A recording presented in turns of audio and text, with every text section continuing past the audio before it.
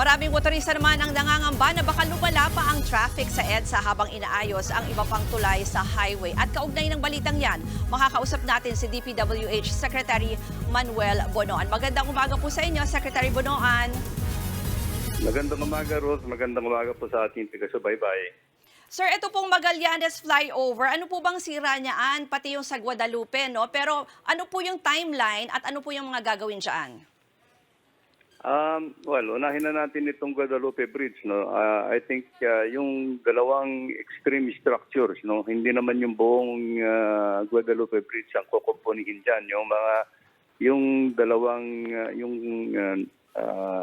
southbound lane, yung extreme southbound lane at saka extreme northbound lanes ang kukumpunihin lang diyan, no.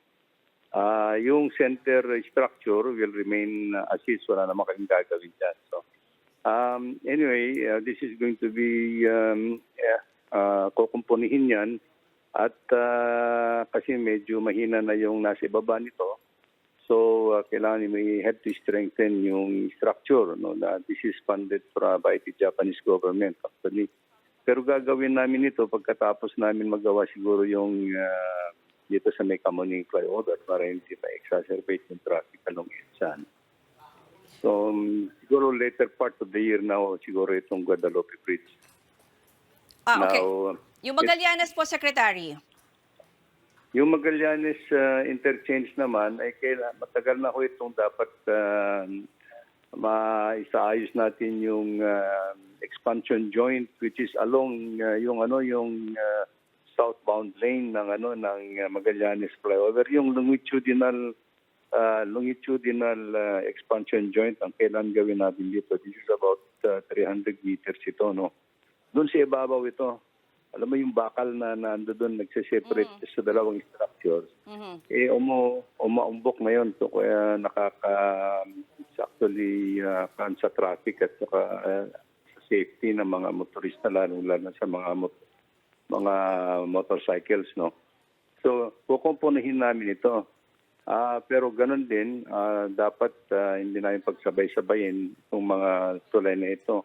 Siguro, maybe kung mga October, siguro mga dito, tingnan namin kung paano yung traffic management program na kino-coordinate din namin sa MMDA kung paano namin gagawin. And Secretary, just to clarify lang, opo, kasi kanina, yung earlier reports ay magsa-start na rin po yung mga repair nito. So, ibig yun sabihin, like yung Guadalupe you mentioned, latter part of the year, and itong Magallanes ay by October pa po. So, hindi pa yan magsa-start.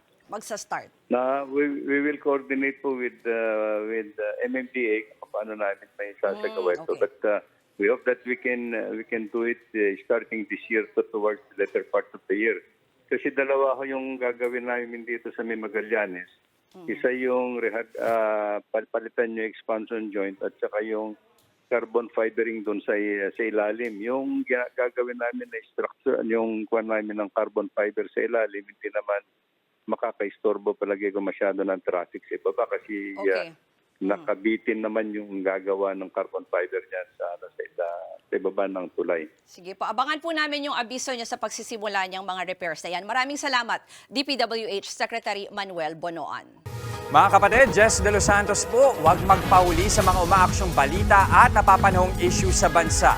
Para sa mas malawak na balitaan, mag-subscribe at mag-follow sa social media pages ng News 5.